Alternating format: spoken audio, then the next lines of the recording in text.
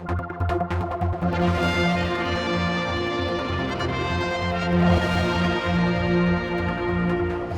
here for the 50th anniversary of Manx Radio, and I'm with one of Manx Radio's great enthusiasts, Paul Moulton, who actually started at the station as a child, really.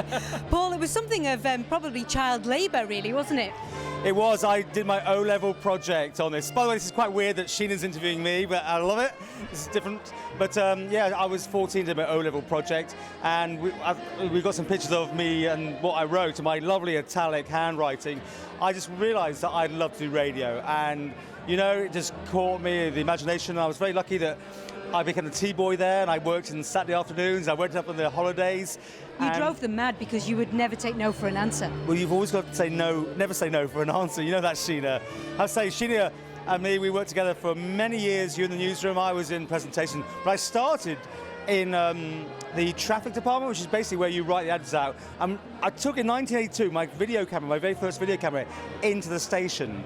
And this is what we had this great chance now to watch some of this video, because you're in it as well. I am there, and I pulled tongues at you for some reason, but which proves I've never grown up, really. But can I ask you, what is your most vivid memory of Manx Radio?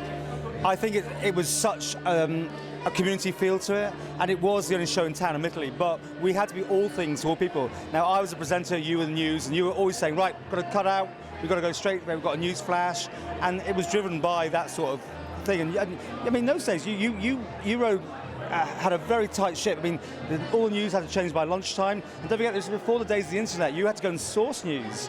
It was more tricky. Okay, it was a different world we were living in then, wasn't it? But it was an awesome. I mean, look at this. Look at me in the studio. Look at this, Sheena. How have I aged at all? Have I aged? Not one little bit. One of the things that I remember most of all is probably when it snowed, and you and I being on air for hours talking about everything that was cancelled. And I remember that people would ring you up and say, well, I want to cancel my such and such an event, but they were cancelling for the following Wednesday. And you would say, it was a week away, how do you know what they were? But you actually dubbed me the Snow Queen. I remember that very well, because we started with like one item, then him two, then three, and then you came up to the studio and we sat there. But that was the only way. Don't forget, again, no internet. That was how people communicated. And wow, I mean, we got a buzz out of it, didn't we? We did. We had a great time, and also I can remember coming into the studio at night when you were presenting the Love Line on 219. On 219, yeah, and that was great. And I only have to hear that Santana track now to be instantly transported back. But Manx Radio, I think 50 years, congratulations. It's been one of the big success stories in radio, and I'm very proud to have been part of it. I'm sure you are too. Indeed. And let's look, we're looking at some pictures here. We've got Susie Richardson, I filmed in 1982. Then there's Andy Mack, there's Bernie Quayle. There's a bit of outside broadcast down at the Lido when we used to do the, what was it, the Ideal Home Show. Oh, yeah. My goodness. And we had there's a flat roof on the building in those days, and it's still there, it's still going. I mean, it's a different animal these days, but I'm very, very proud to be part of that, and you know, long live it, going on for another 100 years. So shall we make a date for the 75th anniversary? How old will you be? I'm much younger than you, so chances are I'll be here.